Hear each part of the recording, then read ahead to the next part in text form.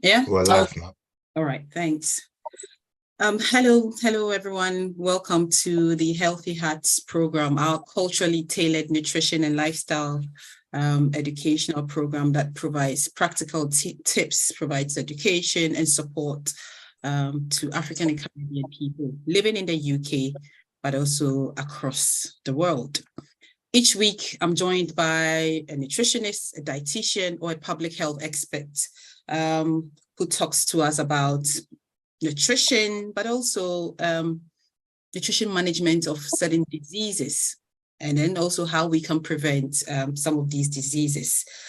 We have a lot of resources on CAN's YouTube and then Facebook page. So if you're interested in learning from some of these resources, please visit CAN's pages and you would have access to all of the resources on there. I'm your host, Dr. Hibbah. Kwai-Osei. I'm a registered nutritionist and a lecturer here at Loughborough University in the UK. Today we have one of our familiar faces, a registered dietitian by name Wise. He's going to talk to us about liver disease and diet.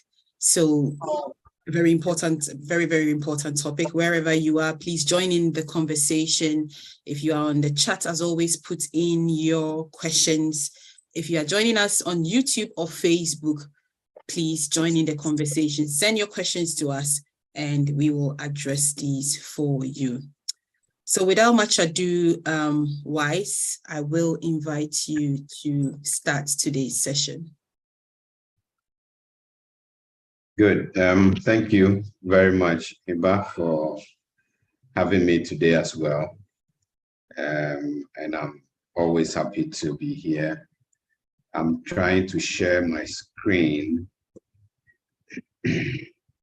Yeah, I've shared my screen. Is it visible? Yes, it is. Yes. All right. Thank you. So I proceed. We are talking about liver disease and nutrition today.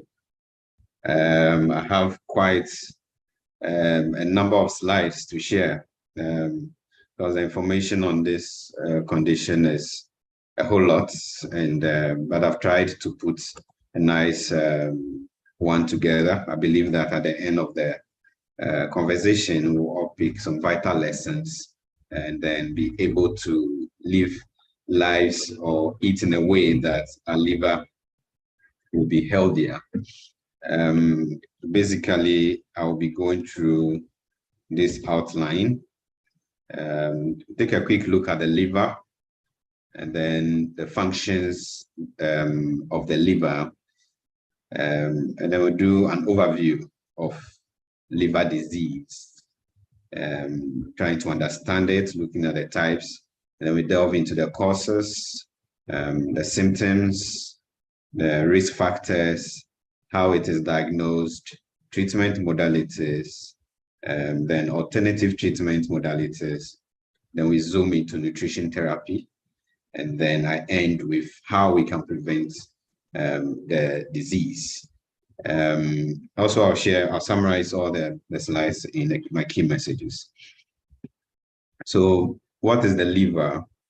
As you can see in the image that I'm sharing, the liver is an organ about the size of a football. You can see it lying under the rib cage on the right side of the abdomen. So you can just touch the right side of your abdomen just below your rib. Or the mark, the end of the breast mark or the chest, you will see, just be able to locate or have an idea where the liver is located within the body. This is a closer look at the liver and the blood vessels and then the other structures that are connected to it. Now, liver functions in the following ways. It regulates most chemical levels in the blood and excretes a product called bile. So, so the image I'm sharing here kind of summarizes the kind of things that the liver deals with. takes away toxins. I'll go through them again anyway. And then it metabolizes food and helps the body to process the food that we eat and the nutrients, and also deals with drugs, right? So the bile helps to carry away waste products from the liver. So all the compounds or chemical compounds that the liver processes, the ones that are not good for us, the liver helps to transport them. The bile, sorry, helps to take them out of the liver or the body. Now, when you let's look at it this way: the stomach and intestines form the digestive system, and all the blood leaving those structures go through the liver. Now, when the blood is leaving the stomach or the digestive system, the intestines, in addition to the stomach, the contents of those structures, the food that is broken down in the stomach and digested, end up with nutrients. Yes, so all the starches become glucose, all the proteins will become amino acids, the fats will become fatty acids, and all that.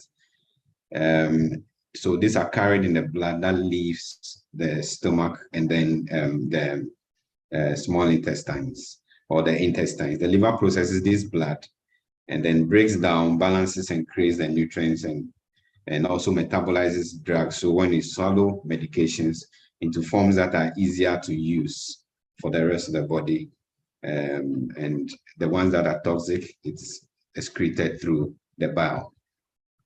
More than 500 vital functions have been identified with the liver. So it does so much. We may not be able to go through all of them, but I'll read through quite a number before we end today's presentation. I mentioned bile already, production of bile, which helps carry away waste and breaks down fats. So the same bile is involved in fat digestion in the small intestines. And then production of certain proteins for blood plasma. So the liver produces some proteins that form the blood. Let me put it that way, right? Production of cholesterol and special proteins to help carry fats through the blood. So when you take a look at your cholesterol reports or lab results, you see something like low density lipoproteins. Lipo means fat, and then protein is protein. So those combinations are made by the liver, and they help in transporting other fats also through the system, the body. Conversion of excess glucose into glycogen for storage. So when we eat food that has a lot of starch, the end product of the breakdown of that starch is glucose. And the glucose, the body uses part of it, the rest has to be stored. And the body keeps some of that glucose in another form called glycogen in the liver, so that when the one that is circulating the blood, the levels go down, that is falling on and then broken down again into glucose for use, right? So that is done by the liver, and then it also releases it later on to provide energy to us, and so it also acts as an organ that balances the glucose needs of the body. So how much should be produced and all that. So for example, if you don't eat for a long period of time, like in the morning, we don't eat lunch at midnight. So by morning, we are hungry, the cells are deprived of glucose, or they've burnt or used up all the glucose that they have. The liver is a place, or like the factory of the body, where fatty acids or certain fats and other molecules can be converted into glucose for the brain, right? And so the liver gauges the levels and also controls how much is broken down, how much is stored, and how much is even made from other nutrients, right?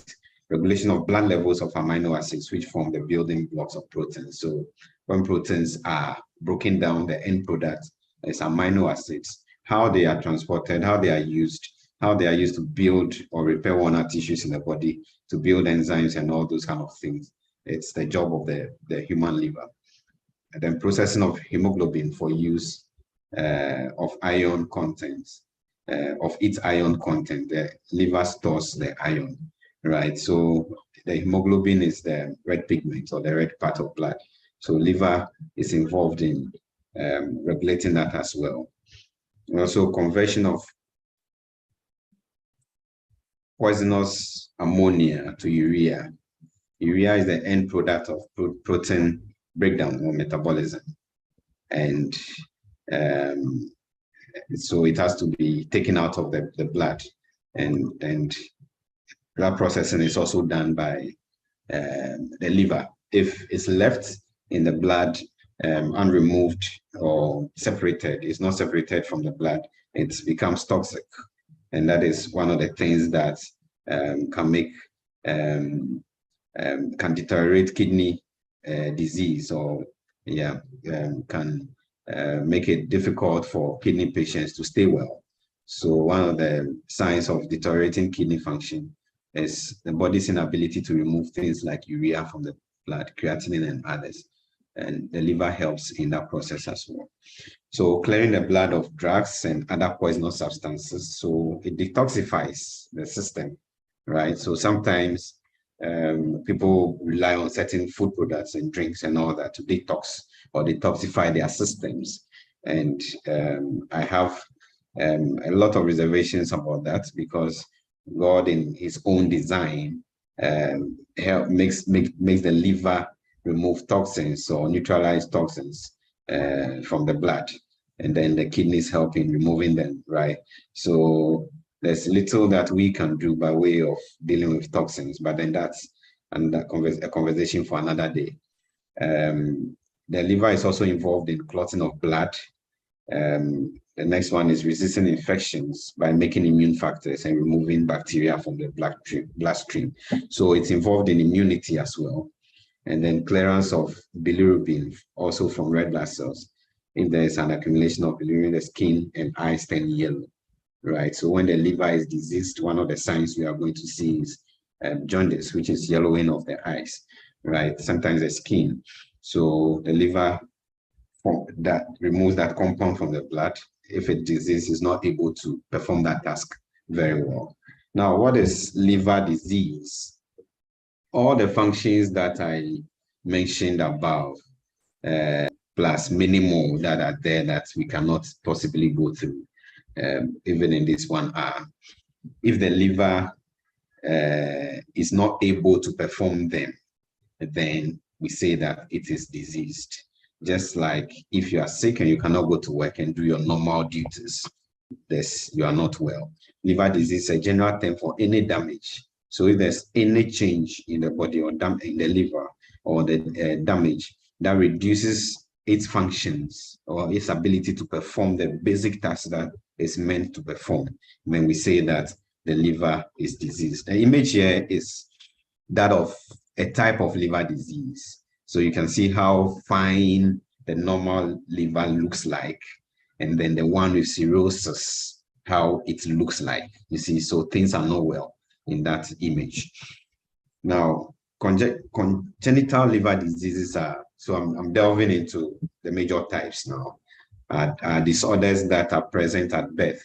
So someone is born with these problems. It's through no fault of theirs. And a lot of the time, they are also just traits that are carried in their parents' genes, and then those traits are transmitted or inherited by them. So there's one called the Alagille syndrome, a disorder that causes withering of the bile ducts. So I mentioned about the liver removing toxic substances and forming them into a fluid called bile, and that is secreted or excreted, sorry. And that same bile also helps in fat digestion. So they pass through certain tubes called the bile ducts. And so that's inherited or congenital condition can cause the ducts to wither, and then they will not be able to carry the bile smoothly right? There's another one called alpha-1 antitrypsin deficiency, an inborn error in metabolism, and the most common type of genetic liver disease. So all these ones will have to be diagnosed. So when a child is not well or someone is not feeling well, they go to the hospital, then the proper diagnosis is made on these conditions, right? Galactosemia is another hereditary metabolic disease in which the liver is unable to break down the sugar called galactose found in milk. It occurs in about, okay, so those are some statistics supporting, its occurrence or incidence. So I mentioned earlier that the liver processes glucose and other nutrients. So this particular sugar or type of carbohydrate cannot be processed well if this condition surfaces. Then there's the hematochromatosis, hereditary metabolic disorder in which too much iron is absorbed from the diet and stored in the liver. So that's iron overload. Porphyria, a disorder in which the component of blood that contains iron is not correctly formed. So these issues will have, or this condition will have consequence on the amount of blood that is formed. Because at the end of the day, iron with hemoglobin and all that, proteins and all that, they end up resulting as blood, the amount of blood. So this presents certain types of anemias and all that. Then there's tyrosinemia, a rare inherited error in metabolism that causes severe liver disease in infants and children. So, and then type 1 glycogen storage disease. So when these have a lack of the enzyme that helps regulate blood glucose levels. So mentioned earlier that the body, the liver is able to convert excess glucose into glycogen, which is a form of sugar, and is stored so that it can break it down later into energy or to be used as energy. And so if you have this condition, that process cannot go on well. So sugar levels will be hard to control by the liver. Wilson's disease, an inherited disorder in which copper is accumulated in the liver and the nervous system. So all these things have dire consequences if not treated or managed well. Then there's the second class, which is the acquired liver disease, gotten from infections and exposure of the liver to toxic substances such as alcohol or drugs. So we have the hepatitis, those are the infections. It causes an acute illness and is caused by a virus found in food or drinking water contaminated with feces. So it's an orophycal route of contamination or of transmission. So if hygiene is not correct or right, then you might end up contracting a condition like that. Hepatitis B is a viral infection spread via contact with blood, semen, and other body fluids. In most cases, causes a short-term illness with mild symptoms like fatigue. But in a few of those who are infected, about 2 to 6%, it lasts as long as, for a long time, and it can actually progress to other forms of more serious liver conditions or liver damage. There's also hepatitis C. So there's A, B, C. C is caused by a virus spread mainly through contact with the blood of infected persons. Individuals infected with hepatitis C may not feel sick, but they have an increased risk of development of cirrhosis and liver cancer. So those are more advanced liver conditions. And cirrhosis of the liver involves the formation of permanent scar tissues in the liver and loss of function of the liver. So the liver, for it to be able to perform its function, processing nutrients and all of those, it must have blood flowing through it. And when there is scarring, there's a blockage of the blood flow, so the function can be impaired, right? Cirrhosis is often caused by chronic alcohol abuse, also known as alcoholic liver disease, and also hepatitis, which is a viral infection. And then cirrhosis interferes with blood flow, like I said earlier, through the liver, and can raise pressure of the vessels supplying the liver. So it causes congestion, and then there'll be blood pressure increase in those vessels. Cirrhosis decreases the absorption of nutrients from the blood, leading to malnutrition. So one of the things that happens in liver disease is malnutrition, not through no fault of the one suffering from the condition. Sometimes there's inadequate intake of nutrients, but then the other side is that nutrients are consumed all right, but the liver is not able to process them. It's not able to regulate the levels and all that. So at the end of the day, the body doesn't benefit from the nutrition, the food that you are consuming. So malnutrition will result in go lean and all that. The liver of individuals with cirrhosis is also less effective in removing toxic waste from the blood. And that is why, one of the reasons why cirrhosis can be fatal. So the toxins that have to be processed and taken out, they end up poisoning the whole system of the blood. So at the end of the day, the condition can just cause a death for the patient. Diseases in which the immune system attacks. Okay, so there's another class. There are some diseases in which the body's own immune system attacks certain organs. It's called autoimmune, and that can happen in the liver as well. For example, autoimmune hepatitis, primary biliary cholangitis, primary sclerosing cholangitis. So don't worry too much about these names. If anyone has the conditions, the doctors will decode it and be able to chart the path for treatment and all that. Liver cancer, so that's another level of acquired liver disease, sometimes through inheritance and all that, and other things. Liver cancer can either develop first in the liver, that is called primary liver cancer, or it can also spread to the liver from another part of the body. So that is metastasized cancer. So cancer that is proper cancer, in quotes, is the one that can metastasize. The word metastasize simply means spread. So, and then we also have the benign tumors. Those ones don't spread, and they are localized, and sometimes surgically they are just removed, or if treatment modalities are applied, they just shrink, and then the sufferer is free, right? So there are two ways. It can come from somewhere and spread in the liver and cause cancer, or it can emanate from the liver cells itself. Although the cause of primary liver cancer is unclear, it appears to be associated with chronic infections of hepatitis B and C, right? So when those infections are there, sufferers or those who have been diagnosed have to live well and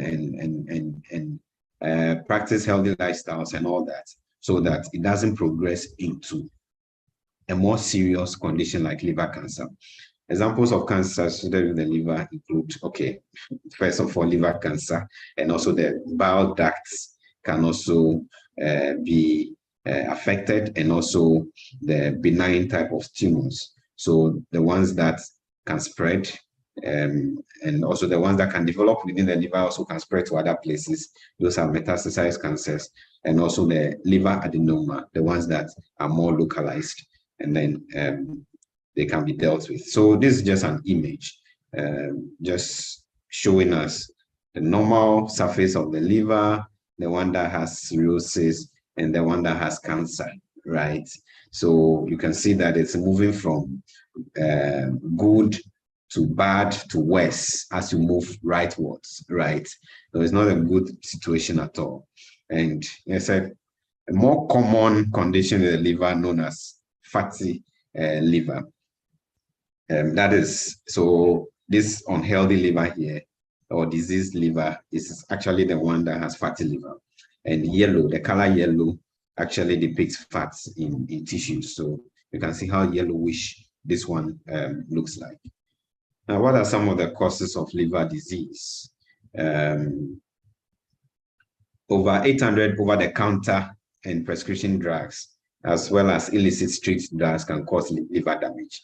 So that's the acquired damage to the liver cells. And one of the most common drugs that causes liver damage worldwide is known everywhere. It's acetaminophen, or trade name is Tylenol, which when taken at high doses or by individuals who already have some liver damage.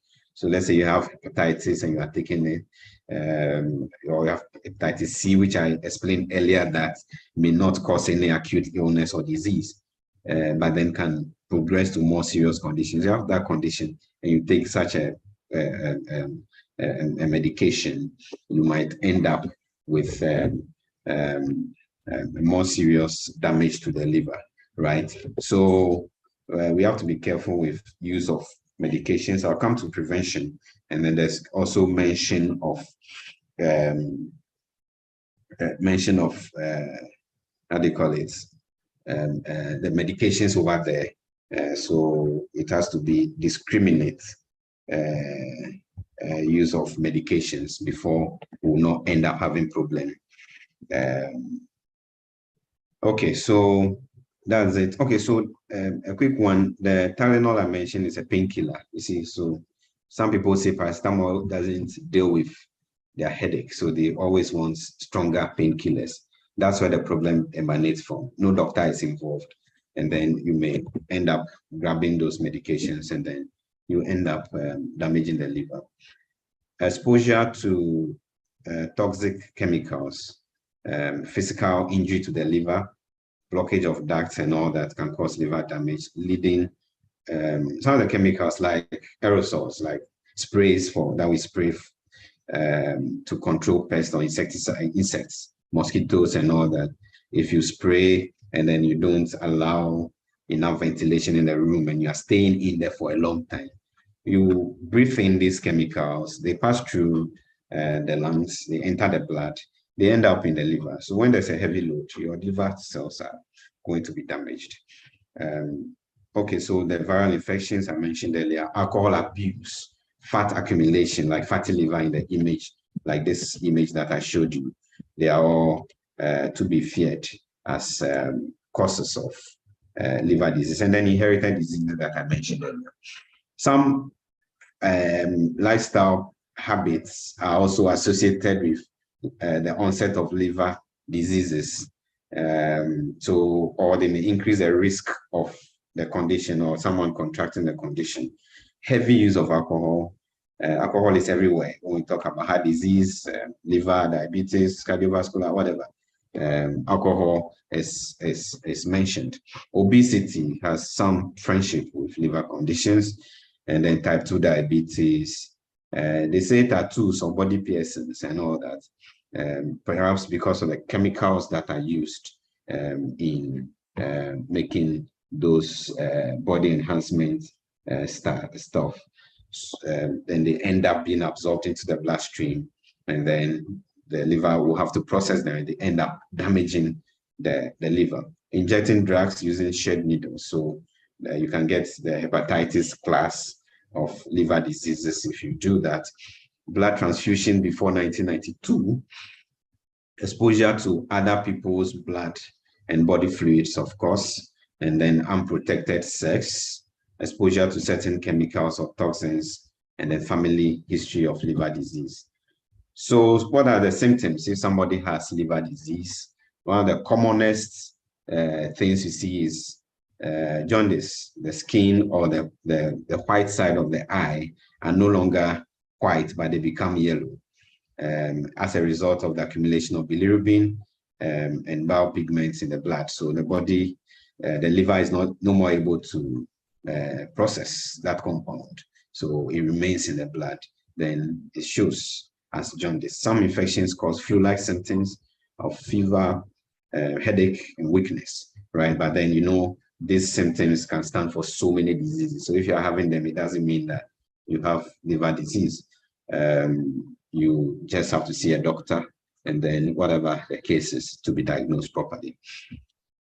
Other symptoms of liver disease include enlarged liver, swollen abdomen and legs, so the edema, vomiting, weight loss, as a sign of malnutrition when the liver is not able to process the nutrients for the body to use. Itchy skin, dark urine color, loss of appetite, pale stool color, tendency to bruise easily, and fatigue. So chronic fatigue, you are always tired without doing much work, right? Or without much exertion. So you have to seek medical attention. Dark urine, sometimes when you don't drink enough water, your urine color will be dark. It doesn't mean you have liver disease. So like I said earlier, All these conditions, symptoms can stand for many diseases. So your best bet is to have a medical checkup or see a doctor, and then you'll be diagnosed properly. Liver function test, so diagnosis, how is it diagnosed, or how is somebody detected to have liver disease? Liver function test, sometimes called liver panel, measures various enzymes, proteins, and waste products. So it's measuring nutrients and all that in the blood, and then waste products in the blood to indicate extent of liver damage or how well the liver is functioning. So you may want to get a liver function test just as a baseline to just check if you have a healthy liver. And also a liver biopsy or liver scan. Biopsy is if tissue of the liver is taken for further analysis or examination and the structures are looked at. Liver scan may be done to pinpoint the reasons for loss of function. So if you do a liver function test, then doctors progress with this more invasive forms of analysis to see what exactly is wrong with your liver. Now, let's look at the orthodox treatments. Many liver diseases are treated with altered diets, abstinence from alcohol and medication. So let's take note of these. Hepatitis can be treated with antiviral medications such as interferon or abivarin.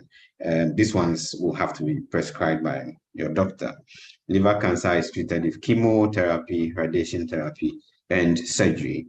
If the liver fails completely and none of the above treatment modalities can help, there's transplants that can be done, right? And then people who are transplanted, they do very well, about 90% success rate also when I checked. So it's also an option out there. Alternative treatments, an extract of milk thistle, Cilimbum marianum, a plant in the aster family, has been used for centuries in Europe to treat liver diseases and jaundice. Some studies suggested that it promoted the growth of certain types of liver cells and acted as an antioxidant to protect the liver. And other studies also show no protective effects. So patients may use them. They may benefit, like what is found in some studies, and then they may not also benefit, like what is found in other studies. Licorice roots, Glycyrrhiza glabra, studies suggested that it had antiviral properties. However, it did not reduce the amount of hepatitis C. Long-term use can cause serious health problems. So this is just to also tell us that relying on alternative treatments without proper checks and proper monitoring can be a serious health risk as well. So let's be careful. Whichever way you go, your specialists have to be involved, right? And Panax quinquefolios and Panax ginseng might have positive effects on the liver, especially in the elderly. Schisandra chinensis and Schisandra sphenanthera. These are from like herbal shops or herbs, right? So used in Chinese medicines to have liver protective effects in laboratory animals. So meaning that they can also work in humans. Thymus extract and colloidal silver were found to be ineffective in treating liver disease. So these are products that people go after, but then studies have shown that they don't do anything, right, actually. Let's delve into nutrition. And of course, as we do in all disease states or yes, nutritional management of all conditions, the nutrition care process has to be employed. This is the first step to be taken in any effort to feed the liver disease patient well. It involves assessments and diagnosis and interventions. So apart from the medical diagnosis, we have to also do the nutrition diagnosis, and then that's identifying the nutrition problems in the patient. That is what differentiates therapies between patients. They can have the same condition, but then you have different settings, or you live in different homes. You have different anatomy or different weights and others, and different stages of the condition. Your diet therapies may be different, right? Now, eating regularly will ensure that the supply of nutrients to the body in adequate amounts. So if the liver function is impaired, sometimes people eat, their bodies are not able to use the nutrients or utilize the nutrients. Then that situation is worsened if you don't eat at all, right? So if you don't regularly push nutrients into your system, you worsen that situation of malnutrition, really. So your best bet or the best advice would be to eat regularly and frequently. Healthy, well-balanced meals are important, and it's a good step towards making all nutrients available to the body as they are all needed. So you may not know what nutrient the liver is not able to process and at what time. So at the end of the day, you want to eat well, like you can see on the plates, very healthy. Compose your meals from all food groups or most of the food groups, so that you end up having the right kind of nutrition or making the nutrients available, right? Carbohydrates should be adequate but consumed in a controlled manner so as to manage situations like high and low blood sugar. So when suffering from a condition that makes it impossible for the liver to regulate glucose levels well, and you eat so much carbohydrates, you can end up with high blood sugar, right? And diabetes, let me put it bluntly. So everything has to be done well. You need the carbs for to make glucose available, but then it should be done in a regulated manner. At the end of the day, we refer to the amount of energy that the body needs, and then we supply it. And then the appropriate portions of carbohydrates will also be recommended, as well as the other nutrients. Then it's advisable to eat moderate amounts of protein, about 1 gram per kilogram body weight. This recommendation can vary depending on the age and then the type of condition and all that.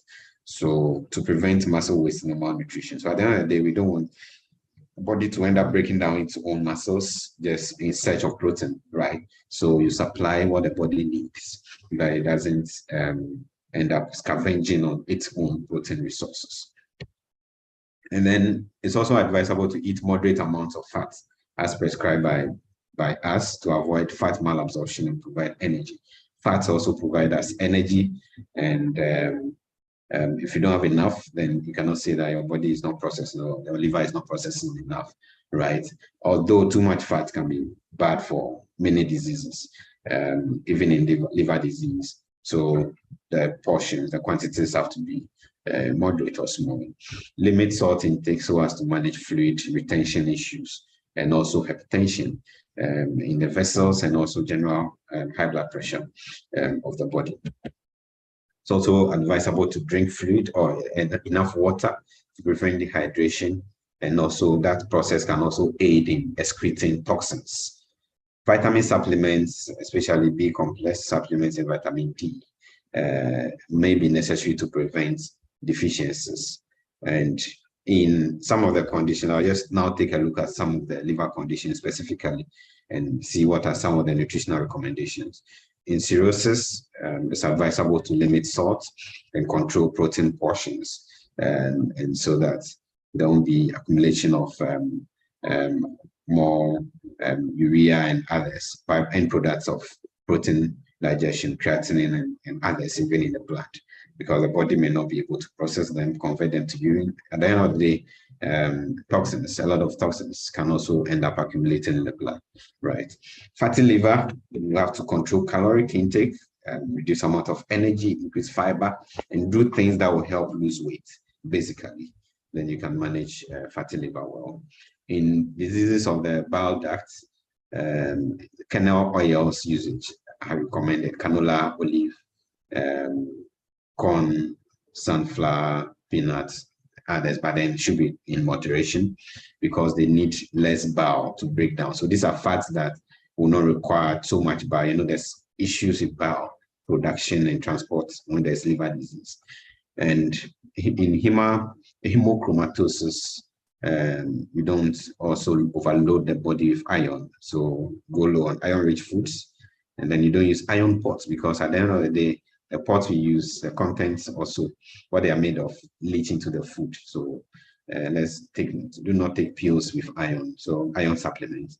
And there's the need to avoid uncooked shellfish. And hepatitis B, C It's important to limit foods that have a lot of iron as well, and not to use iron pods. Like I said earlier, limit salt intake, and also foods that contain a lot of salt, so salted foods. And then in Wilson's liver disease, it's important to limit foods that have copper. So that's the one that has issues with copper metabolism, so such as chocolates, nuts, shellfish, and mushrooms. And there's a need not to use copper pots as well. Vitamin B complex and vitamin D supplementation might be necessary when treating liver disease. I think I mentioned it earlier. I just wanted to spotlight it more. But then all this will be prescribed. I wanted to talk more about it because it's not something that we have to go and take buy over the counter. You have to allow your doctor to determine the need from the tests and all that, and then recommend through prescriptions, and or if they say buy it over the counter, you go and buy it. Prevention of liver disease. Vaccines exist for hepatitis A and B, but not C, although many individuals remain unvaccinated. So even though there's opportunity out there to be vaccinated against the ones that we can be vaccinated against, people don't show up for them. So we have been encouraged to talk to our healthcare providers and then get some of these vaccines to protect ourselves. In addition to vaccination, the likelihood of developing liver disease can be reduced by practicing safe sex, protected and not being having multiple partners, not having multiple partners and all that, and just being very sexually correct, and then that can be very helpful. Avoiding sharing of needles, especially those who use drugs and all that. See, that's where the danger is. Eating well and exercising to prevent obesity. And then even if you're not obese, you eat healthily, avoid alcohol and all that, and then you how do you call it, manage your body weight and all that can really be important. If you eat food that is loaded with antioxidants, you are good to go. And then keeping food safe so that toxins, they are also chemicals. So toxins, sometimes when food is moldy, it means that that growth, which is a fungal occurrence or growth, has already released mycotoxins or substances, chemicals into the food, right? So when bread is moldy, grains are moldy, we throw them away so that mycotoxins like aflatoxins and all that, we can avoid them. At the end of the day, our liver will be safe or healthy. Avoiding alcohol, I've said it so many times, and then I don't know why I use my name here, but I said wise use of medications. You don't just take medications for anything. Sometimes I'm a dietitian. When I finish my diet therapy for my patients, they ask me whether they are not going to collect any medicines from the pharmacy. And I have to explain to them that, no, your medicine is how to eat well, right? So if we can depend on nature, natural means to even deal with some conditions, we can actually reduce the amount of the volumes of medications that you consume. And then that can be more protective or helpful for us. Like I said earlier, we have to use aerosol sprays well. And when using insecticides and other toxic chemicals, we have to protect ourselves, be in PPEs, wear gloves, cover the body, because sometimes these chemicals, when they touch our bodies, they get absorbed through the skin, they enter the bloodstream, and the liver has to deal with it. Some of them can damage the liver cells. And we have to avoid uncontrolled and unregulated use of herbal medicines. So be careful when you are going herbal. I can never say that we should not use herbs, but then let's not be indiscriminate or in their use or abuse them.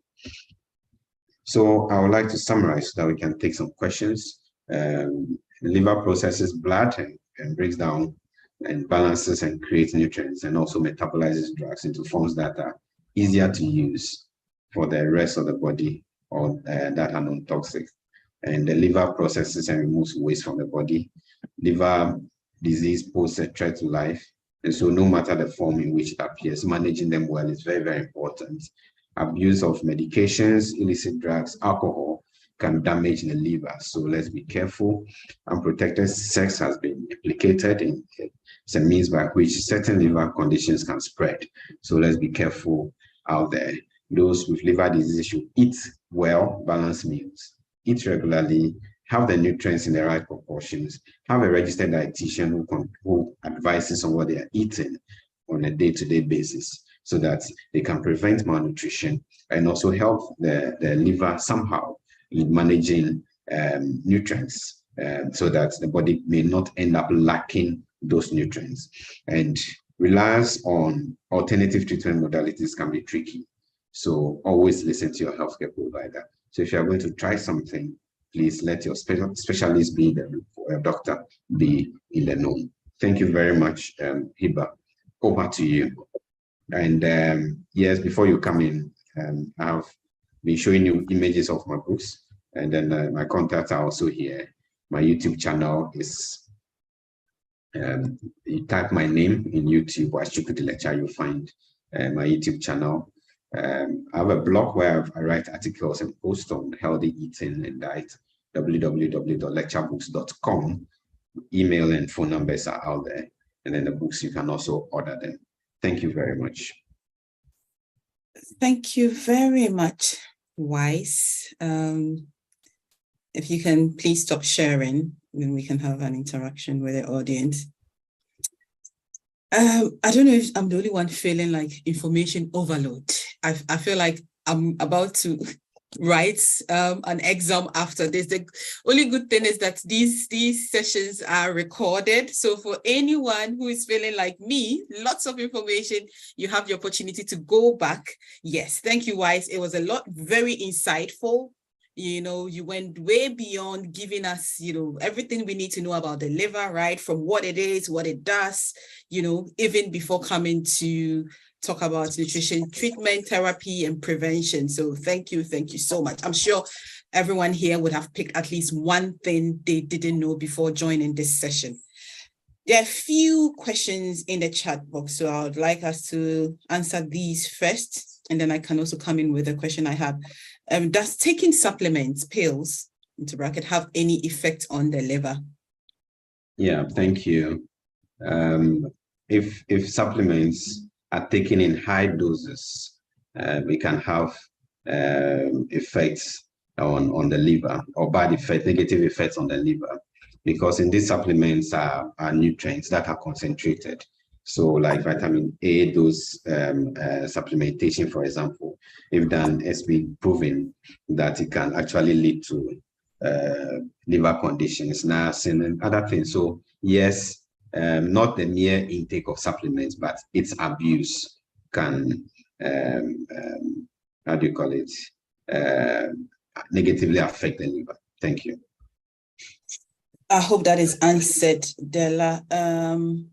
So someone is asking, can I walk into a lab and request for an LFT, liver function test? Yes, yes, so, it's simple. Yeah, Wise, just before you come in, I wanted to provide a UK context. So here, you know, people don't just walk into labs to do tests. You know, so usually you speak to your GP about your condition, and it's the GP who would refer you for you to do a test, except if you're doing some private, you know, which most of us don't do. So we don't walk to labs directly. Everything is done through our GP. If you think you're having any of these symptoms, just discuss it with your GP, and it's the GP who would refer you for you to have a test done. Having said that, that's for the UK context. And so I'll ask Wise to also comment in case we have people who are joining from outside of the UK. Yeah, so I'll answer with your premise. So let's do what pertains to our locality. Ghana here, people can actually go to private labs and have any lab test at all done, and then take the reports to their doctors. So anyway, but then when people, what we encourage is routine checkups.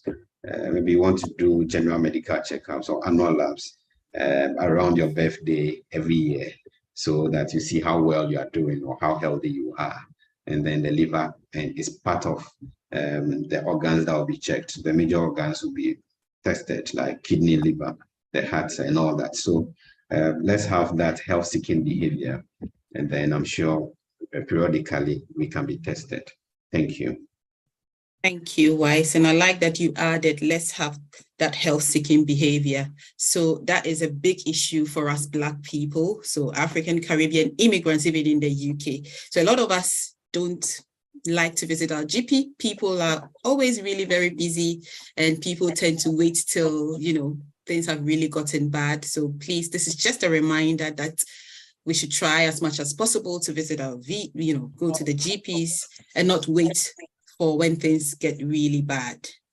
Okay, so can I take supplements of vitamin D and C, and what milligrams can I take every day?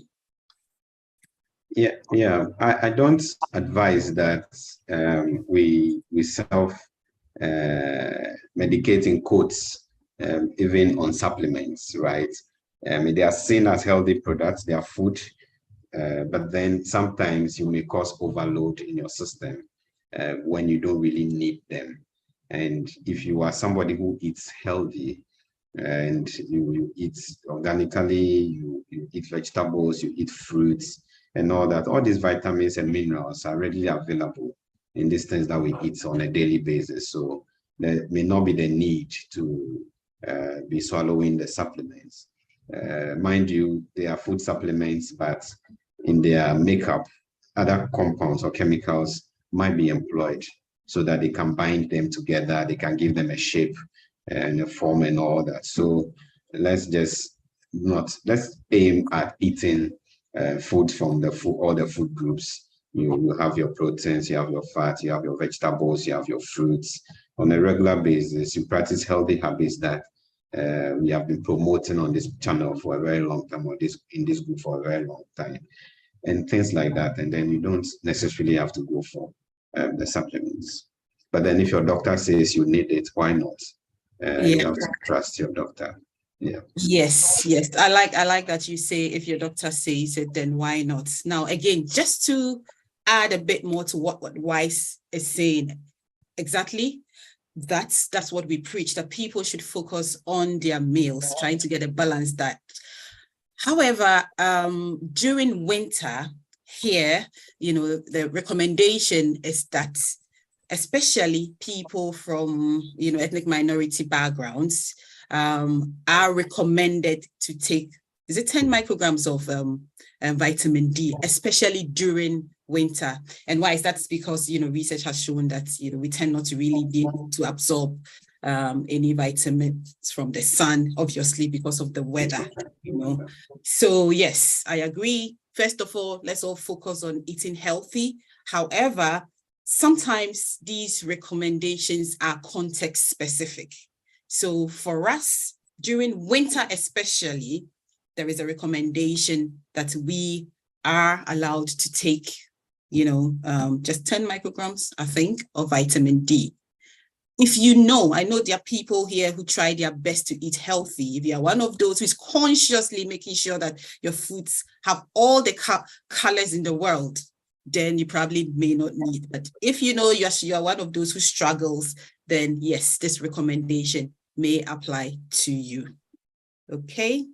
Eyabo is in the UK, so I think you might have heard us saying this on some of our sessions, that the UK government, yes, recommends that.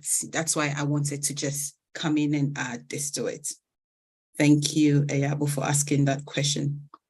Whilst I wait for others to put in some questions, would you say, Wise, that so for people with liver diseases, would you say that they need a special? Are you waiting for me to ask a question? Did you put your hand up, Alice? No, not at all. I've just been listening. It's been a very good presentation. Thank you. Right. Okay. All right then. Yeah. So would you say people, let me get this. I want the audience to ask questions before I bring him on. Yes, Honorable. I have one of my honorable members. Oh my God. Honorable. Yeah, I'm Kwekubwati Lovinger. Yes. And I'm in UK. And I'm coming in regards to the supplement that you are suggesting to us to be careful of. You see, here's a place we're in a temperate zone, and almost all basic foods, like Africans, we like our vegetables left and right here and there. And most of them are frozen, you see. And by the time it reaches your kitchen, the strength becomes weak. That is how I see it. And for that matter, I think that from time to time you need to supplement, get these vitamins, to help your system. In this wise, what would you advise? What would you suggest? We live in a temperate area where most of our foods are frozen. Yeah. So I'll possibly leave this question for Hibbah to handle. Yeah. But then the little I want to suggest is that, yes, I mean, we will have our suspicions about what nutrients remain in our food because of processing and storage and all that, as to whether we get good value in terms of nutrition or not, right? But then let's also be very scientific sometimes about how we solve those suspected challenges, right? So you have yourself checked periodically whether you are lacking something, then you find solutions to it, right? But then sometimes when we try to solve them by, like Hibbah said, on the vitamin D, out of research, there's a recommendation, right? So it's good to follow what research also is suggesting, right? So I will not leave it for you to just solve it like that. Let's involve some tests. Let's involve what we can call very scientific to see whether truly these things are just they don't deliver nutrients. Of course, I know that processing and storage and all that affects how much of the nutrients that are supposed to be in a certain food end up being delivered into the alimentary canal, right? So let's just solve it well. So Hibbah, you can add more to that. I will come in. Honorable, do you want to add something to it before? Oh no, I really appreciate his professional advice. He's been very, very factual. Yeah. And I think I appreciate that. Yes. All right. But just to add a bit to that. So just because of that reason you are mentioning, certain foods in the UK have been fortified. Right. So you really might not need other micronutrients if you're eating well. A lot of our foods are fortified here in the UK. So we just have the responsibility to eat well. And if you're eating well, a balanced diet, having your at least 5 a day, then ideally, okay, the ones that we still struggle with, it's like the vitamin D, and that has to do with the weather.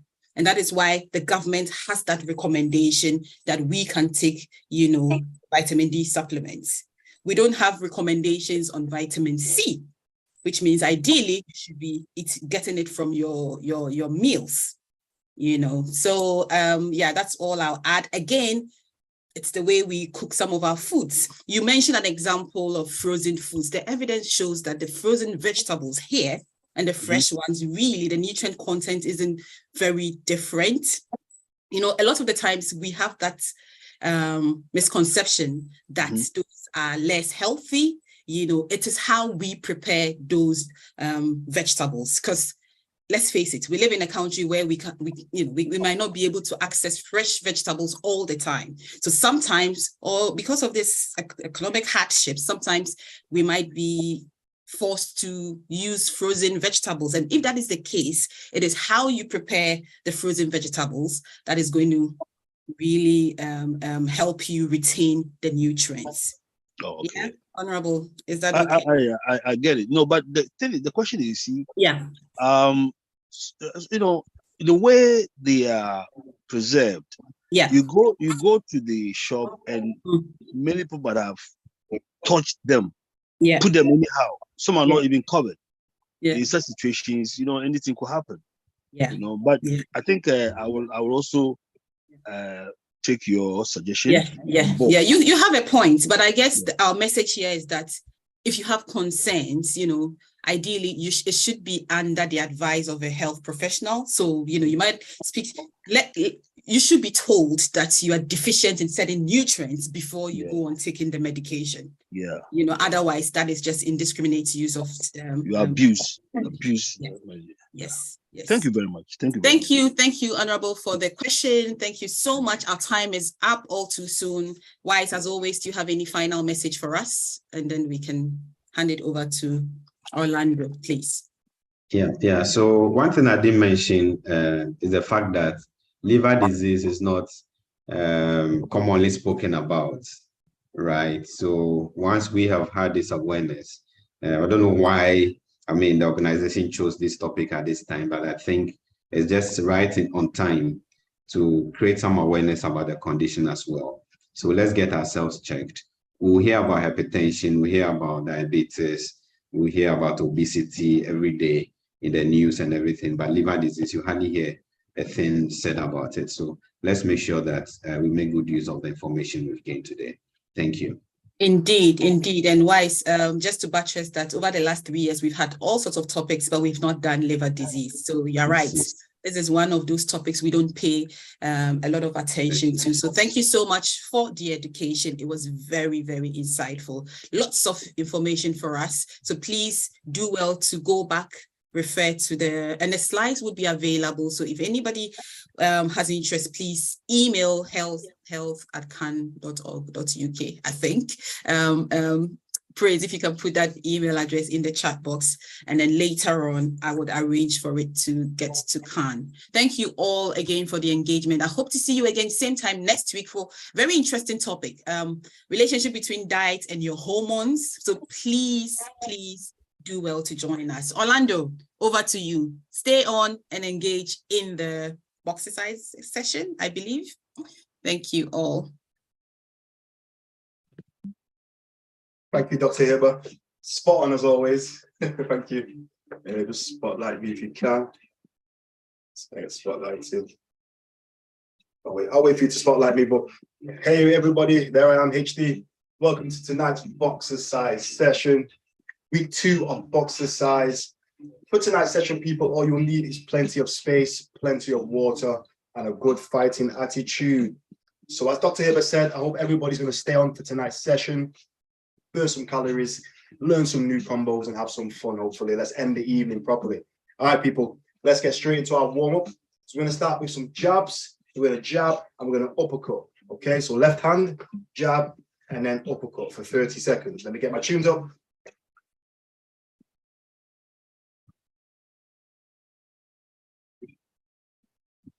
All right, people, get ready. Let's get warm now. Let's get into it. Let's go.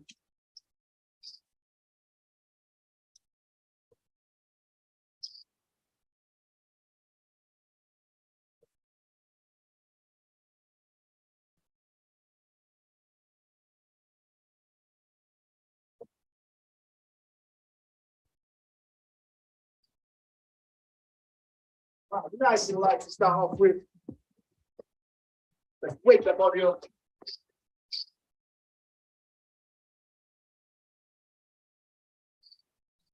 Keep that going, people. 3, 2, 1. Okay, this time I need a cross, the right hand and the left uppercut. Let's go.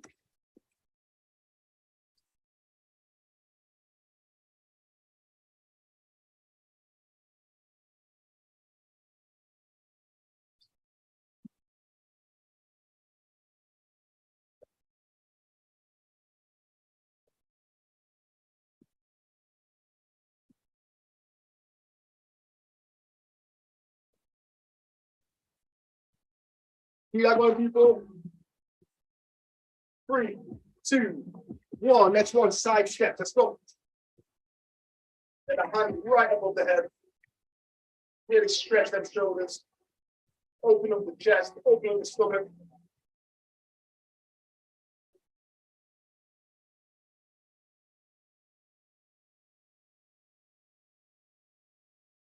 Keep that going, people. 10 seconds.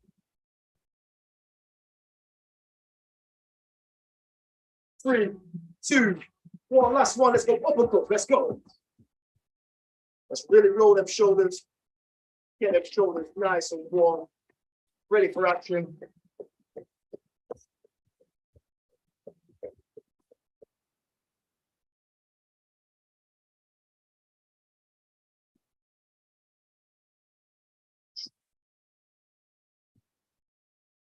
Keep that going, people.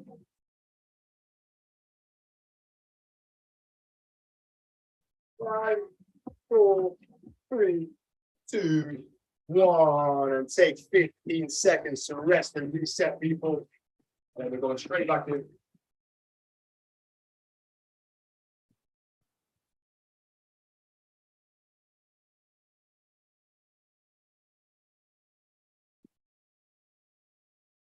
Okay, people, let's jump straight back into that warm-up.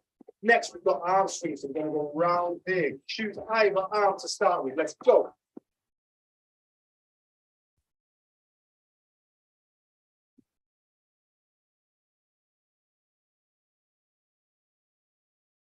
And backwards.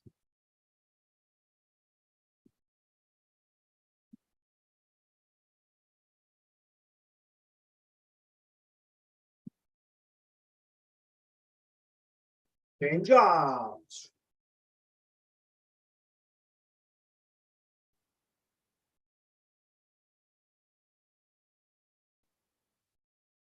And backwards.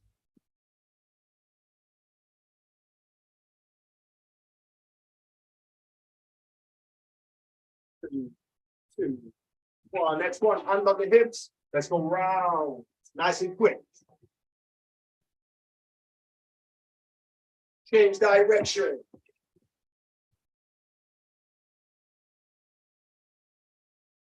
Change direction.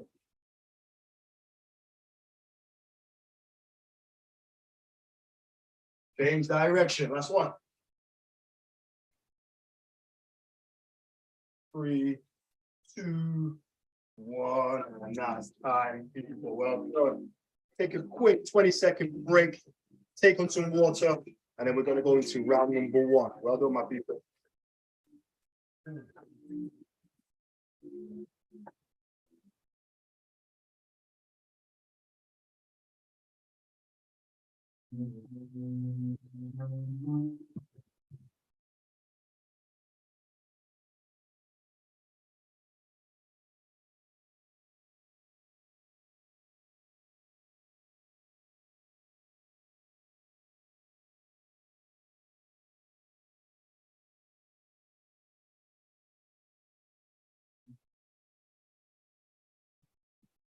Okay, people, let's get into round number 1.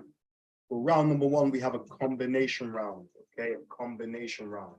We're working on different sets of punches and putting them all together. Okay, so as always, we have 3-minute rounds, so full boxing round. For this round, we're going to change. We're going to add to the combination every minute. All right, so start off with, we're in our guard. So get on your guard, make sure you're nice and comfortable. We're going to throw out a double jab. So a double jab with your weaker hand. Okay, again, if you've been on these calls for a while, remember if you're left hand dominant, you're going to stand opposite to me. All right, with your right hand forward. All right, my strong hand, my right hand. So I'm going to stand this way with my left hand forward. All right, so in my guard, I'm nice and comfortable. I'm going to throw a double jab. 1, bring it back halfway. 2, and then hard cross. So watch again. So jab, bring it back, jab, bang, cross, nice and sharp. And we're just going to work on that for a minute. All right, 60 seconds. Remember, when you throw 2 or 3 in the same spot, make sure you utilize your whole room. Okay, so turn around, get a different look. 2 or 3 in this position here. Then I might turn around again. So get it now. Bang, bang, that's here. Bang. All right. Let's go, people. Combination round to start. Game time. Let's go. Let's go. Let's get ready. 3, 2, 1, go.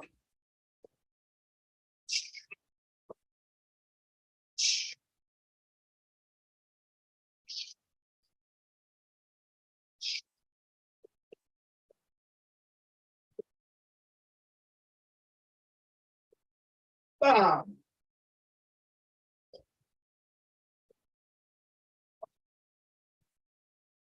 Let's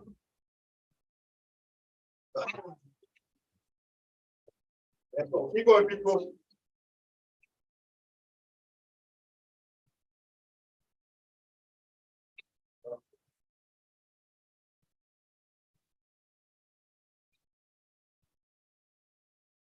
"15 seconds. Keep throwing that double jab cross.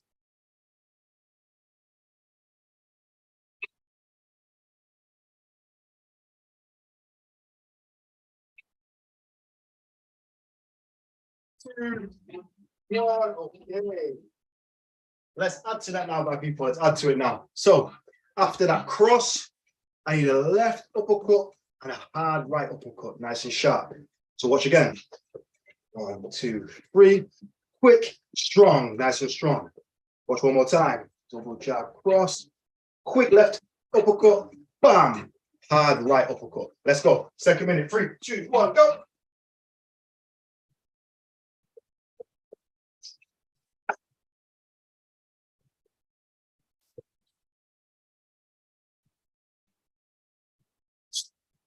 That going, people.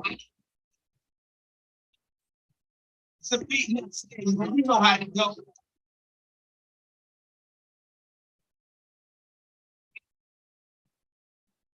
Halfway, people, halfway. Keep throwing it together now.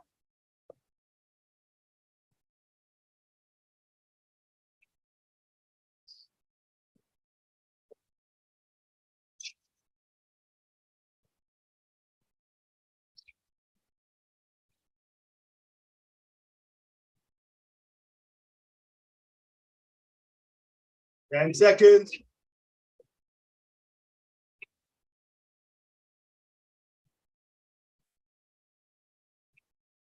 Two, one, pause right there. Okay, let's put the full combination together now.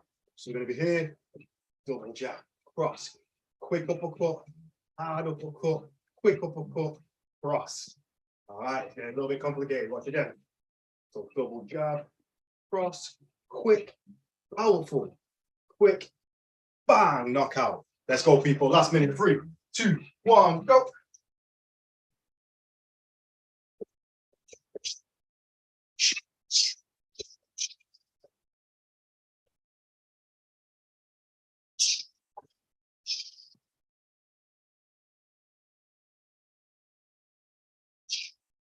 Bang.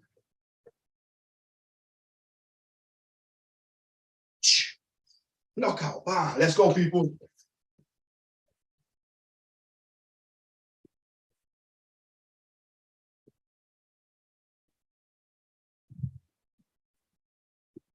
Twenty seconds to go.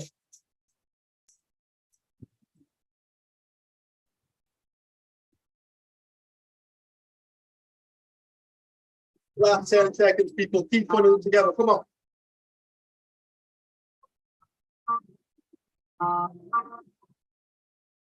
Three, 2, 1. At time, people. Well done, well done. One round down. Take 45 seconds. Take on some water. And we're coming back for round number 2. Well done.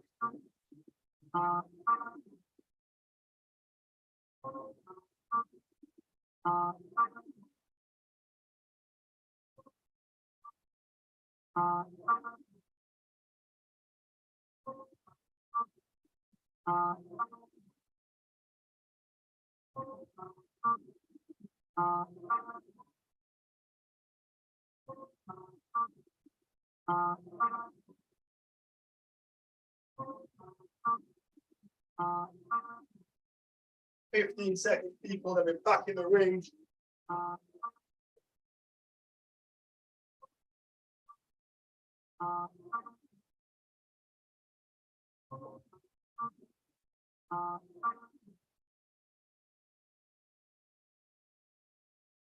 Okay, people, game time. Let's go again now.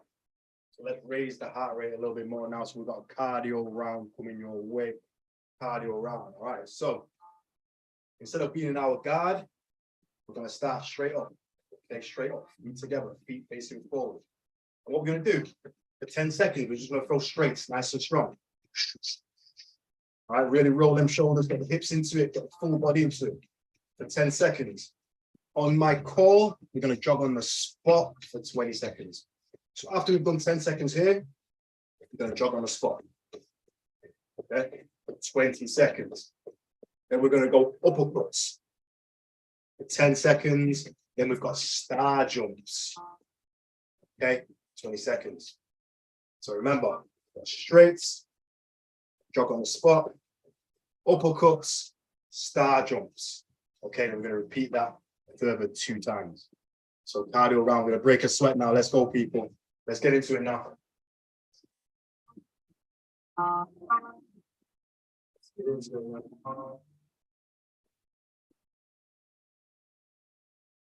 I need 10 seconds of quick straights. Get ready, people. Let's go in 3, 2, 1, go. Quick as you can now. Keep that going. 3, 2, 1. Let's go. Jog on the spot. Let's go.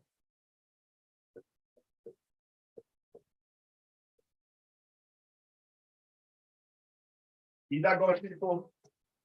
10 seconds.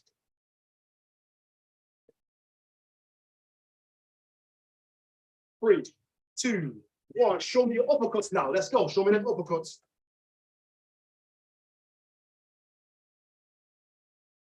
Go, keep going. 2, 1. Star jumps.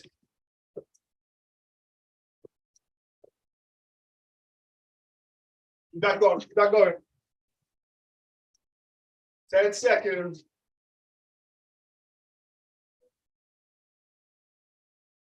Going back to your straights in 3, 2, 1. Straights, go.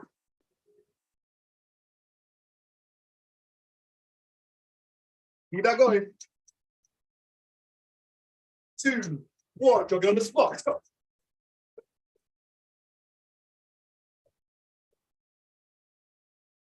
Keep that going. Keep jogging, 10 seconds.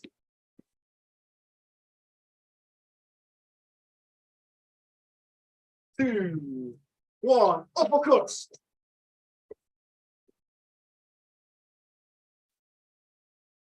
Keep that going, people.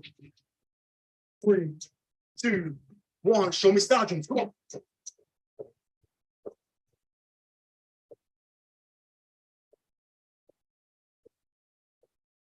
Come on, people. Give me 10 more seconds. Come on.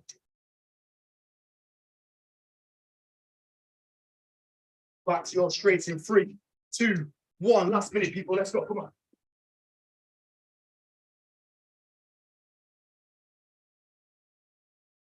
Keep going. Come on. 2, 1. Jog on the spot for me. Let's go.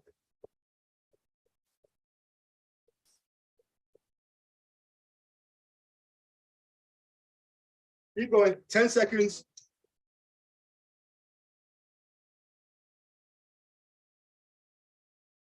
3, 2, 1. Uppercut. Come on.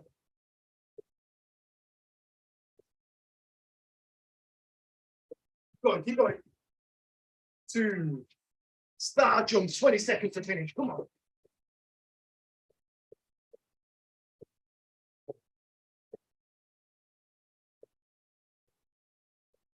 Let's go. 10 seconds to finish. 3, 2, 1. And your 3 minutes is up. Well done, people. Take 45 seconds. Take on some water. And then we're going to our 3rd and final round. Well done.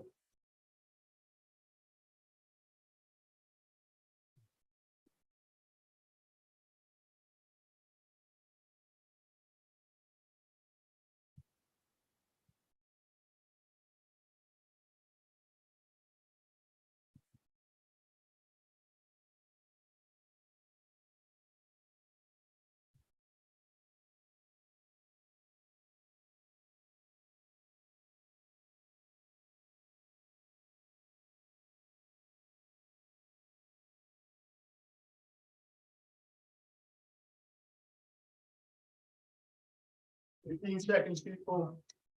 3rd and final round of the evening.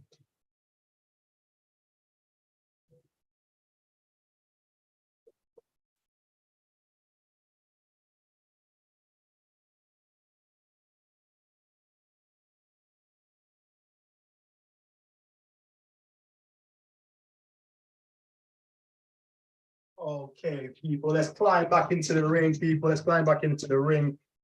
Third and final round coming your way. We've got a combination / defensive round for our last round, okay? So again, full 3-minute round, but this time we're going to split it into 2, okay? So we're going to add to the combination after the 90-second mark, all right? So let's start off strong now, so okay, what's the combination? So it's going to be jab, cross, duck, cross. Watch again. We're going to guard, 4 straight. 1, 2, 3, 4. Go down as you come up. Throw that strong hand. One more time. 1, 2, 3, 4. Go down. Knock out there. Okay, that's going to be your first 90 seconds. All right, let's finish strong, people. Come on. Let's finish strong.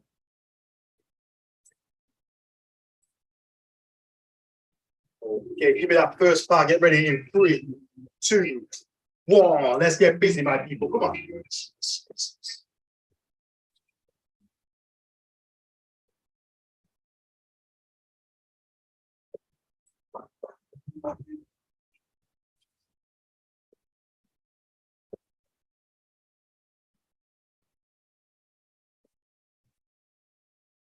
Keep going, people.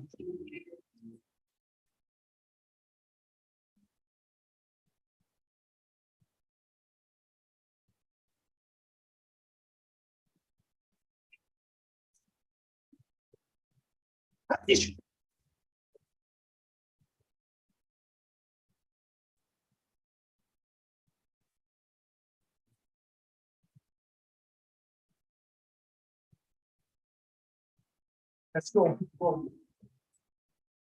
30 seconds. We're going to add to it in 30 seconds.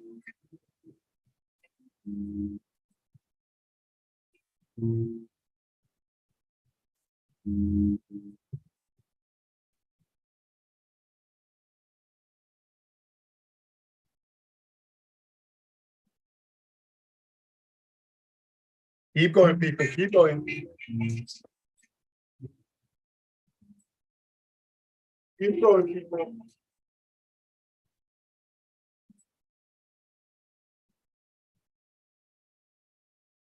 Okay, all the timer right there, OG. All right, let's add to it now for the final 90 seconds. So here's a combination altogether. So here, 1, 2, 3, 4, go down, cross. Now we're gonna add 10 uppercuts for speed. So from there, 2, 3, 4, 6, 7, 8, 9, 10. Watch one more time. 1, 2, 3, 4, go down, bang. 1, 2, 3, 4, 5, 6, 7, 8, 10. Let's finish strong, people. Let's go. 3, 2, 1. Let's go. Put it all together now. Wow.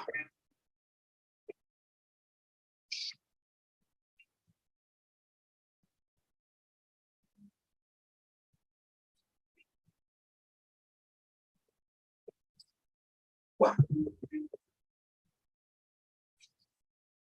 Let's go, people. Last minute, come on.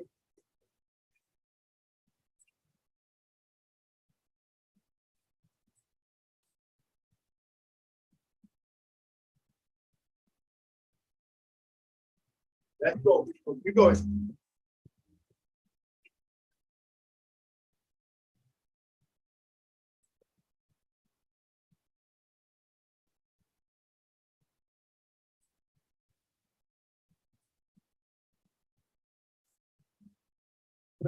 Second left, my people. Keep putting it together. Come on.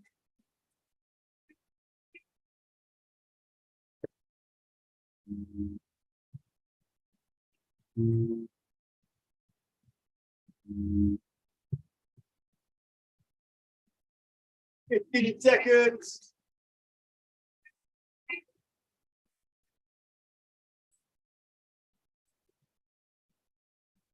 5, 4, 3, 2, 1. And that's time, people. Well done, well done. Take a 30-second water break, and then we'll stretch off. Well done.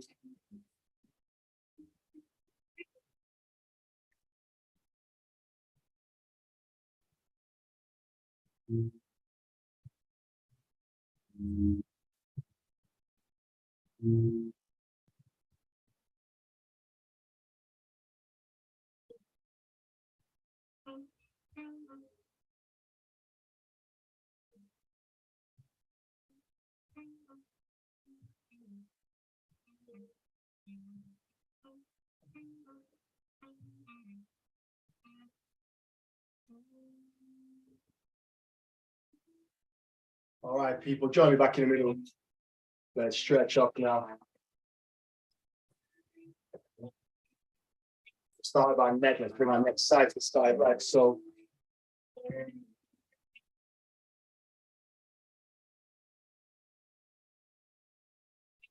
bring that body right down now. Go ear to shoulder.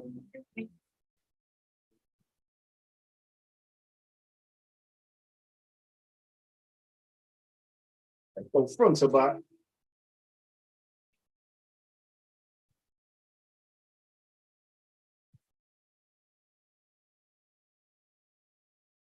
The arms out, side to side.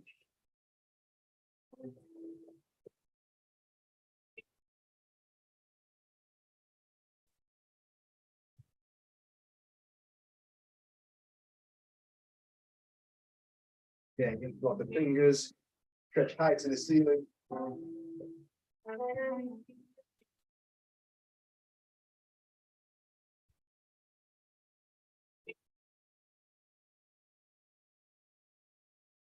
Hands on the waist. Nice slow rotation now. You know, little clips. Out the back, the low back. Same direction.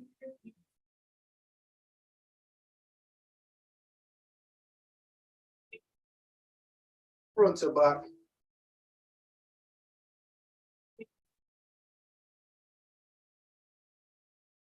Take it all off. And that's time. Well done. Do we have Sam on the call today, or is it Praise? Not sure if Praise on the call or Sam.